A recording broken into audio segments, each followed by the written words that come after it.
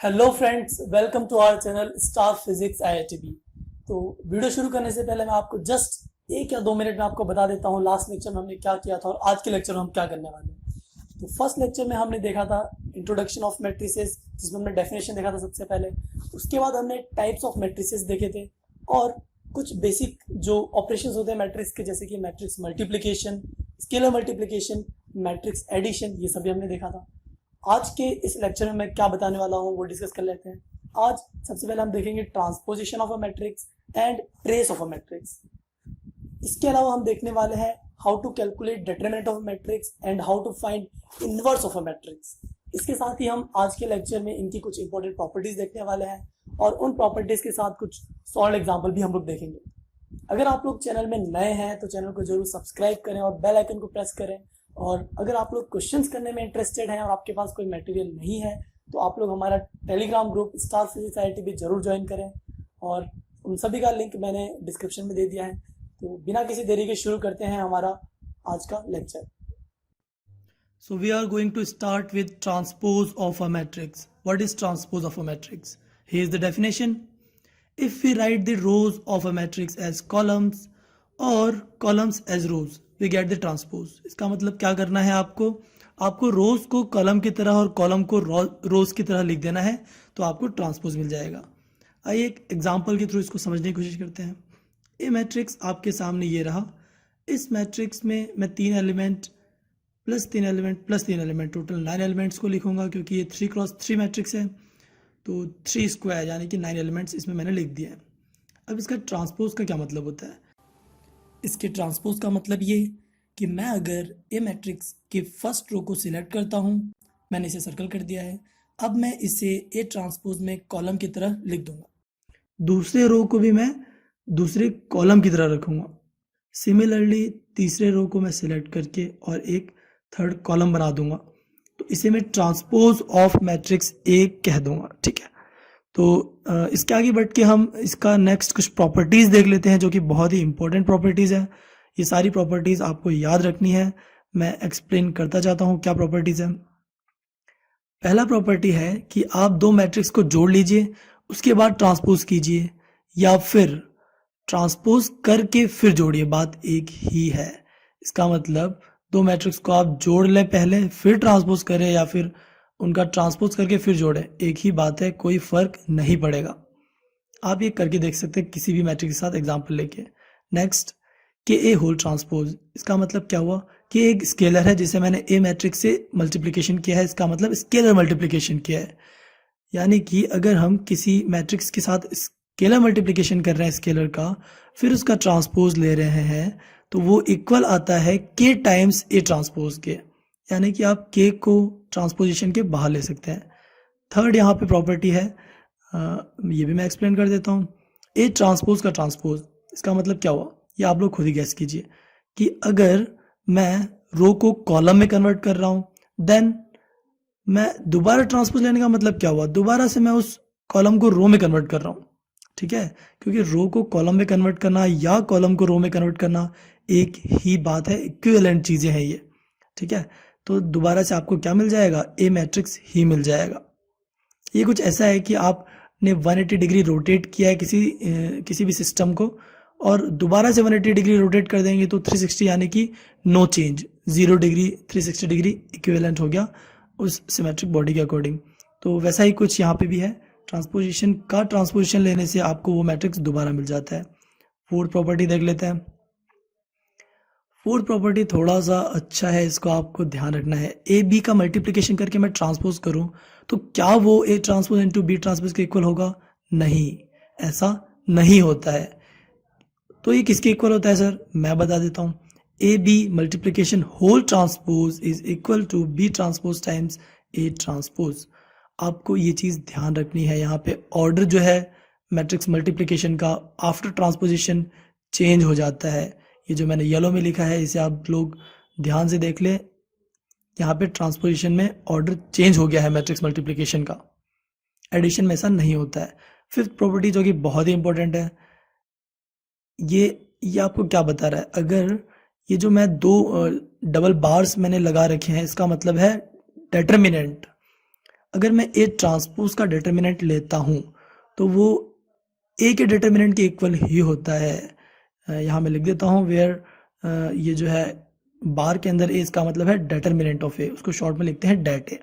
ठीक है, अब मैं आपको क्लियर कर दूं, इसी चीज़ को लैंग्वेज में कहा जा सकता है कि transposition changes nothing to determinant. इसका मतलब डिटर्मिनेंट ट्रांसपोज लेने पे चेंज नहीं होता है, जैसा कि फिफ्थ प्रॉपर्टी में क्लियर है। नेक्स्ट हमारा टॉपिक है trace of a matrix. What is trace of a matrix? It is the sum of diagonal elements of a square matrix. इसका मतलब क्या हुआ, आपको पहले एक स्क्वायर मैट्रिक्स लेना है और उसके सभी डायगोनल एलिमेंट्स को अगर आप जोड़ देंगे तो आपको उस मैट्रिक्स का ट्रेस मिल जाएगा। इसका मतलब स्क्वायर मैट्रिक्स होना जरूरी है ट्रेस के लिए। तो एग्जांपल देख लेते हैं। ए मैट्रिक्स आपके सामने आपकी स्क्रीन पे ये रहा। इसमें मैं फिर से 9 एलिमेंट्स बनाता हूँ क्योंकि 3x3 मैट्रिक्स है। 1 1 3 5 6 9 एंड 3 2 3, ये आपको एलिमेंट्स दिख रहे हैं। अब अगर मुझे इसका ट्रेस निकालना है तो मैंने ये मेन डायगोनल पकड़ लिया है, जो पिंक से मैंने सर्कल किया है, ये मेन डायगोनल है, लीडिंग डायगोनल है।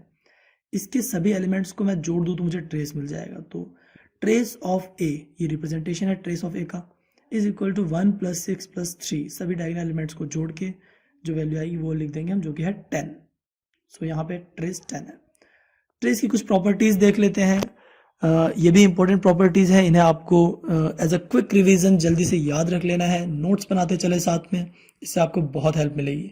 Trace of a + b is equal to trace of a + trace of b, यानी कि समेशन पे ट्रेस डिस्ट्रीब्यूटिव है। इस लैंग्वेज का क्या मतलब है कि आप दो मैट्रिक्स को पहले जोड़ दें फिर उनका ट्रेस लें, या फिर दो मैट्रिसेस का ट्रेस ले लें और उन ट्रेसेस को जोड़ दें, बात एक ही है। Second property, trace of A transpose is equal to trace of A. इसका मतलब जो ट्रांसपोजिशन है उससे ट्रेस भी चेंज नहीं होता। इसके पहले हमने क्या पढ़ा, ट्रांसपोजिशन से डिटर्मिनेंट भी चेंज नहीं होता और ना ही ट्रेस चेंज हो रहा है। ये दोनों चीज़ आप एज अ कॉमन पॉइंट बना के याद रख सकते हैं और ऐसे ही आपको याद रखना है, नोट्स जरूर बनाएं। थर्ड पॉइंट आपकी स्क्रीन पे ये रहा। इसका मतलब अगर मैं किसी मैट्रिक्स को स्केलर से मल्टीप्लाई करके फिर ट्रेस लेता हूं, या फिर मैं ट्रेस लेने के बाद उस स्केलर से मल्टीप्लाई करता हूं, बात एक ही है। सो फोर्थ प्रॉपर्टी आपकी स्क्रीन के सामने ये रहा। इस प्रॉपर्टी को आप लोग अच्छे से ध्यान रखें। ये प्रॉपर्टी जो है trace of A B is equal to trace of B A. इसका मतलब ए बी का मैं ट्रेस निकालो या फिर बी ए का मैं ट्रेस निकालो, दोनों इक्वल होंगे। मे बी हमारे पास जो ए बी है या बी ए है ये इक्वल ना हो, जरूरी नहीं है ये इक्वल हो, बट उनका ट्रेस इक्वल होगा। ये थोड़ा सा इंटरेस्टिंग पॉइंट है, सुनने में आपको अजीब लग रहा होगा। आप कोई भी दो मैट्रिक्स ले लीजिए स्क्वायर मैट्रिक्स और उन्हें मल्टीप्लाई कीजिए डिफरेंट ऑर्डर्स में, यानी कि ए बी कैलकुलेट कीजिए और बी ए कैलकुलेट करें और दोनों का ट्रेस निकाल के देखें। मे बी मैट्रिक्स आप डिफरेंट आएगा आपके पास बट ट्रेस सेम ही आएगा। ठीक है, कि in general matrix multiplication is not commutative. इसी चीज को अगर मैं मैथमेटिकल लैंग्वेज में लिखना चाहूं तो मैं कैसे लिखूंगा? मैं अगर दो मैट्रिक्स ले रहा हूं ए एंड बी, ये हमारे पास दो मैट्रिक्सेस है, तो A B is not equal to B A in general, मतलब ऑलवेज इक्वल नहीं होगा, किसी स्पेसिफिक केस में इक्वल हो सकता है। ठीक है, एग्जाम्पल देख लेते हैं और ये एग्जाम्पल से मैं बेट लगा के कह सकता हूं कि आपका ये डाउट हमेशा के लिए क्लियर हो जाएगा कि A B in general B A के इक्वल नहीं होता है।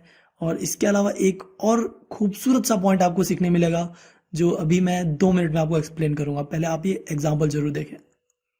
ए आपके सामने ये रहा, बी मैट्रिक्स ए से डिफरेंट है और ये दोनों ही नॉन जीरो मैट्रिक्स है, ये आप देख लीजिए ध्यान से। ठीक है, तो अगर मैं ए बी करूंगा, ये मैंने एज अ होमवर्क आपके लिए छोड़ दिया है, आप लोग खुद करके देखिए। ए बी करने पे एक जीरो मैट्रिक्स या नल मैट्रिक्स आपको मिलेगा।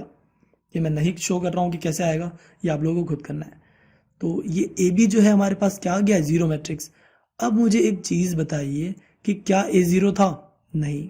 क्या बी जीरो था? नहीं। फिर भी ए बी जीरो आया है। बट अब तक नंबर सिस्टम में हम जो पढ़ते आए थे उसमें ये होता था कि अगर दो numbers a into B zero है तो इसका मतलब होता था या तो a जीरो है या बी जीरो है या फिर दोनों ही जीरो है, ठीक है, उसे भी हम लिख लेंगे। पहले हम बी ए मल्टीप्लाई करके देख लें, उल्टा ऑर्डर करके देख लें। सो अगर आप बी ए कैलकुलेट करेंगे, ये भी एज अ होमवर्क मैं आपको छोड़ रहा हूँ, आपके लिए छोड़ रहा हूँ, तो आप देखेंगे कि ये नॉन ज़ीरो आएगा। इसका मतलब ए बी ज़ीरो होने का मतलब ये नहीं होता कि बी ए भी ज़ीरो हो या फिर ए ज़ीरो हो या बी ज़ीरो हो। इस एग्जांपल से आपको ये सभी पॉइंट्स क्लियर हो जाने चाहिए। तो इसी चीज़ को एक बार लैंग्वेज में लिख लेते हैं। ये रहा कि if A B is equal to zero, we can not conclude that either A zero और बी ज़ीरो और बी ए इज़ ज़ीरो। ठीक है, हम कुछ भी नहीं कह सकते कि या ए ज़ीरो होगा या फिर बी ज़ीरो होगा या फिर बी ए ज़ीरो होगा। ये तीनों चीज़ें नॉन ज़ीरो हो सकती है और ए बी ज़ीरो हो सकता है। ठीक है, जरूरी चीज़ देख लेते हैं, डिटरमिनेंट ऑफ मैट्रिक्स। मैं इसका क्विक रिवीजन करा रहा हूँ, तो देखते हैं डिटरमिनेंट क्या होता है। अगर ए मैट्रिक्स आपको कोई गिवन है, पहली बात तो ए मैट्रिक्स कैसा होना चाहिए, स्क्वायर मैट्रिक्स। डिटरमिनेंट हमेशा स्क्वायर मैट्रिसेस का ही निकाला जाता है। तो नेक्स्ट देखते हैं, अगर आपके पास ए एक मैट्रिक्स गिवन है तो आप उसका डिटरमिनेंट को शो कैसे करते हैं। डिटरमिनेंट ऑफ ए या तो इतना बड़ा लिख दो या फिर शॉर्ट में आप इसे लिख सकते हैं डेट ए, DET A, या और शॉर्ट में आप इसे लिख सकते हैं दो बार्स के बीच में ए। ठीक है, मॉडुलस ऑफ ए जैसा दिखता है, बट इसका मतलब ये नहीं है कि आपको पॉजिटिव वैल्यू लेनी है, आप नेगेटिव वैल्यू भी ले सकते हैं, जो वैल्यू आएगी आप वो लेंगे। अब देखते हैं डिटरमिनेंट कैलकुलेट कैसे करना है। सबसे फर्स्ट केस देख लेते हैं। इस केस में हम सबसे इजीएस्ट मैट्रिक्स के साथ स्टार्ट करेंगे, जो कि है 2x2 मैट्रिक्स। तो एक 2x2 मैट्रिक्स आपके सामने ये रहा जनरल वैल्यू के साथ। तो इसमें मैंने 4 एलिमेंट्स इसके लिख दिए हैं, जो चारों एलिमेंट्स जो है जनरल एलिमेंट्स है, A11, A12, A21 and A22। इसका डिटरमिनेंट कैसे निकालेंगे। डिटरमिनेंट निकालने के लिए बहुत ईजी तरीका ये आपको याद रखना है, जो डायगोनल एलिमेंट्स है उनको मल्टीप्लाई कर दो और उसमें से माइनस कर दो नॉन डायगोनल एलिमेंट्स का मल्टीप्लिकेशन। तो 11 into A22 minus A12 into A21, ये आपको मिल गया डिटरमिनेंट ऑफ ए मैट्रिक्स। ये रहा 1 2 3 4। डिटरमिनेंट क्या आ जाएगा, 1 into 4 minus 2 into 3, that is 4 minus 6 which is -2। तो आपको डिटरमिनेंट मिल गया है इस मैट्रिक्स का। अब नेक्स्ट टाइप की तरफ बढ़ते हैं, जो कि है if A is 3x3 matrix. A अगर 3x3 मैट्रिक्स है, उस केस में डिटरमिनेंट कैसे निकालेंगे। तो पहली बात मैं आपको बता दूं कि इसमें 2x2 मैट्रिक्स के डिटरमिनेंट निकालने का जो तरीका था वो यूज होने वाला है। तो आपको 2x2 मैट्रिक्स के डिटरमिनेंट को कैलकुलेट करना आना चाहिए, तो आप 3x3 इजीली निकाल सकते हैं। जो मैंने बोला, अगर वो आपको अभी नहीं समझ में आया तो ये एग्जांपल देखने के बाद क्लियर हो जाएगा।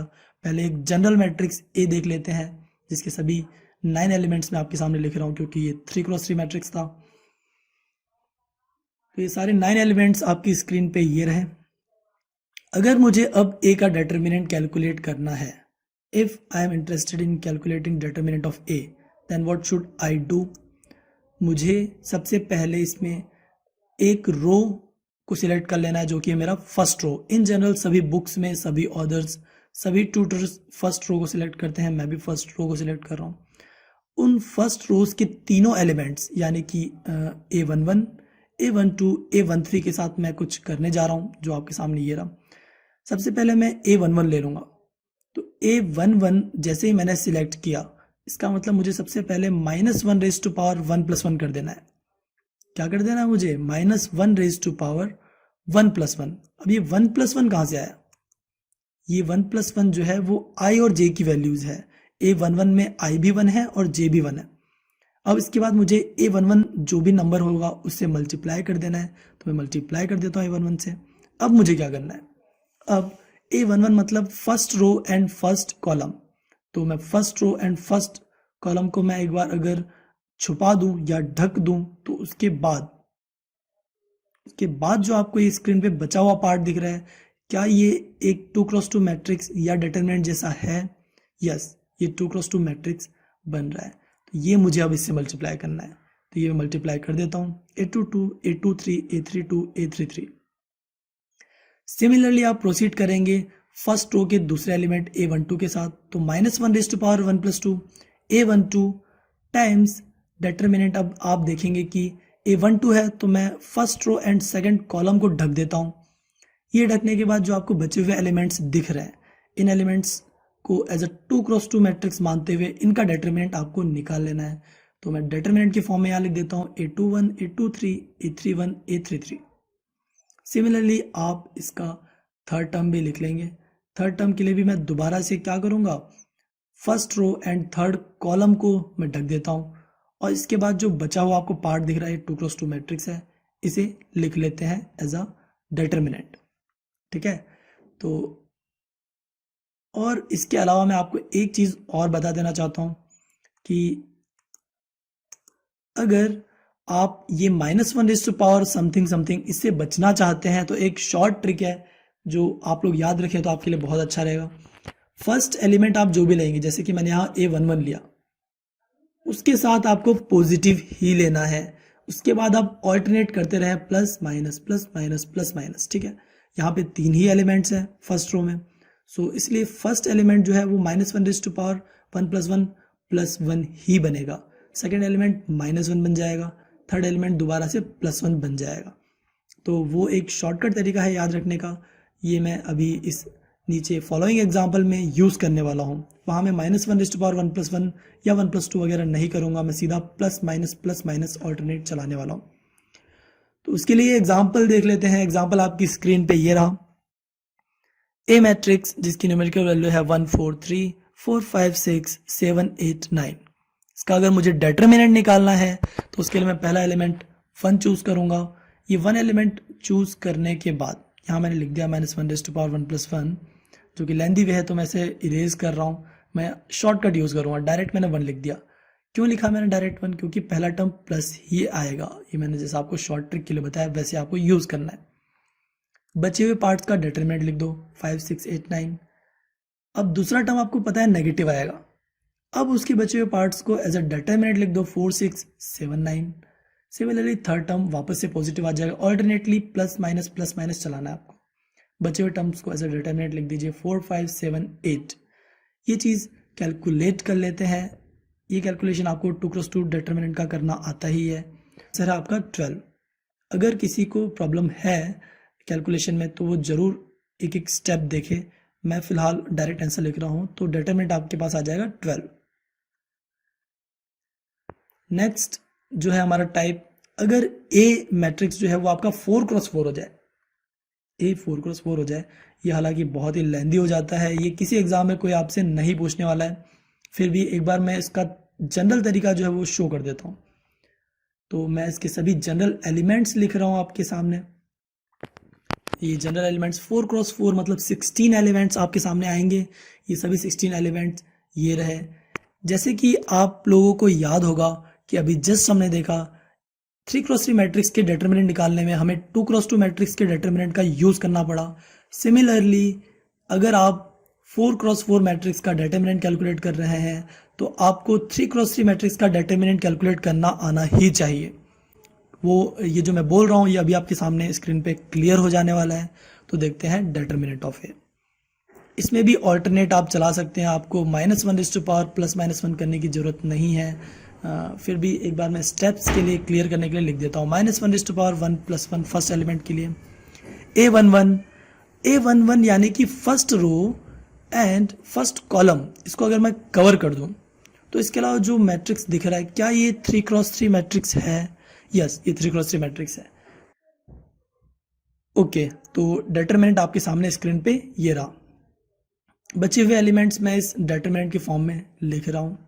सिमिलरली नेक्स्ट एलिमेंट अगर मैं उठाता हूँ A12 के लिए, फिर से -1 + 2 आपको ये करने की जरूरत नहीं है, आप सीधा -1 भी लिख सकते हैं, माइनस साइन लगा सकते हैं क्योंकि ऑल्टरनेट ही चलता है। A12 मतलब first row and second column.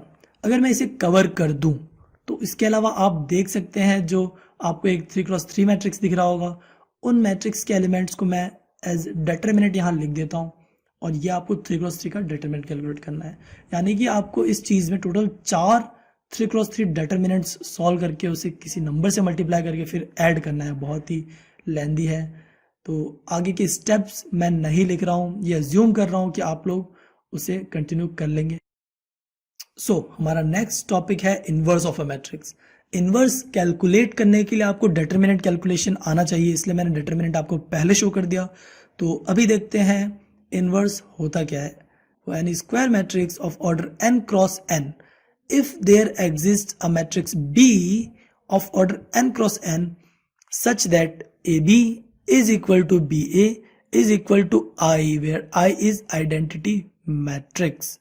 ठीक है, तो इसका मतलब क्या है, अगर किसी मैट्रिक्स जो कि n क्रॉस n है, फॉर एग्जांपल A के लिए अगर कोई ऐसा मैट्रिक्स B एग्जिस्ट करता है जो आप उससे मल्टीप्लाई करें किसी भी ऑर्डर में, चाहे AB कर लें या BA कर लें, आपको आइडेंटिटी मैट्रिक्स ही मिले। तो B को आप A का इन्वर्स कह सकते हैं या फिर A को आप B का इन्वर्स कह सकते हैं। सो मैं दोनों चीज़ें लिख देता हूँ, B is inverse of A और A is inverse of B। और फॉर्मूला ऑफ इन्वर्स, इन्वर्स निकालने का कुछ फॉर्मूला है एक, ये आपको याद रखना है, और कैसे कैलकुलेट करते हैं स्टेप भी मैं आपको दिखाने वाला हूँ। तो inverse of matrix A is equal to 1 over determinant A, determinant निकालना आना चाहिए मैंने कहा था, टाइम्स कोफैक्टर A मैट्रिक्स का ट्रांसपोज। और ये जो मैंने इतना बड़ा लाइन बोला कोफैक्टर A मैट्रिक्स का ट्रांसपोज, इसे मैं शॉर्ट में बोल सकता हूँ एडजॉइंट ऑफ A। तो मैं इसकी जगह लिख सकता हूँ एडजॉइंट ऑफ A, बात एक ही है। ठीक है, मैं यहाँ लिख देता हूँ एक बार और। CIJ क्या है, general element of cofactor matrix of A matrix. ठीक है, तो इसका तरीका थोड़ा बहुत आपको सिमिलर लगेगा डेटरमिनेंट की तरह। आपको करना है -1⁻I+J, जैसा कि डिटरमिनेंट में करते थे, times minor of remaining part. ठीक है, माइनर क्या होता है ये आपको भी एग्जांपल में समझ में आ जाएगा। ठीक है, तो एक एग्जांपल देख लेते हैं, सबसे easiest. A is a 2 cross 2 matrix with element A, B, C and D। और इस मैट्रिक्स जनरल मैट्रिक्स का अगर आपको कोफैक्टर एलिमेंट्स निकालने हैं तो पहला एलिमेंट होगा C11, इसका मतलब -1⁻1 + 1 कर देना है। और इसके अलावा मैं यहाँ पे क्या कर रहा हूँ, माइनर ऑफ A, उस पर्टिकुलर एलिमेंट का माइनर निकालना है। माइनर क्या होता है, C11 के लिए फर्स्ट रो और फर्स्ट कॉलम, फर्स्ट रो और फर्स्ट कॉलम को अगर मैं कवर कर दूं तो वो कवर करने के बाद जो बचा हुआ पार्ट है उसका आपको डिटरमिनेंट निकालना है। बट यहाँ तो बचा हुआ पार्ट क्या है, बचा हुआ पार्ट यहाँ पे सिर्फ एक नंबर है, और एक नंबर का डिटरमिनेंट वही नंबर होता है, तो मैं इसलिए यहाँ नंबर से मल्टीप्लाई कर रहा हूँ जो कि है D। ठीक है, सिमिलरली C12 के लिए आप क्या करेंगे, -1⁻1 + 2 टाइम्स, अब first row and second column को अगर आप कवर कर दें तो आपको जो बचा हुआ पार्ट है उसका डिटरमिनेंट निकाल लेना है। बट बचा हुआ पार्ट फिर से एक नंबर ही है जिसका डिटरमिनेंट वही नंबर होता है, तो आप C लिख देंगे। तो ये ओवरऑल आपको आ जाएगा -C। सिमिलरली आप C21 निकाल सकते हैं, या आपके पास आ जाएगा -B एंड C22 आ जाएगा A। तो अगर मैं कोफैक्टर मैट्रिक्स लिख के और उसका ट्रांसपोज कर दूं तो मेरे पास आ जाएगा एडजॉइंट ऑफ A, कोफैक्टर का ट्रांसपोज। कोफैक्टर मैट्रिक्स लिख देते हैं D -C -B and A। अब इसका अगर मैं ट्रांसपोज लेता हूं तो मेरे पास A एडजॉइंट ऑफ A आ जाएगा। ठीक है, तो ये रहा आपकी स्क्रीन पे एडजॉइंट ऑफ A। अब मुझे क्या करना है, इसे मैं डिटरमिनेंट ऑफ A से डिवाइड कर दूंगा तो मेरा काम हो जाएगा। तो इसके लिए 1 over determinant A times adjoint of A, ये चीज़ आप कर लेंगे। बट एक इंपॉर्टेंट पॉइंट आपकी स्क्रीन पे ये रहा, for 2 cross 2 matrix to obtain the inverse, अगर 2 क्रॉस 2 मैट्रिक्स है और उसका आपको इनवर्स निकालना है तो उसके लिए एक शॉर्टकट ट्रिक है। वो शॉर्टकट ट्रिक क्या है, इंटरचेंज द डायगोनल एलिमेंट्स, यानी कि डायगोनल एलिमेंट्स को इंटरचेंज कर दो and make the non diagonal elements negative and divide by determinant.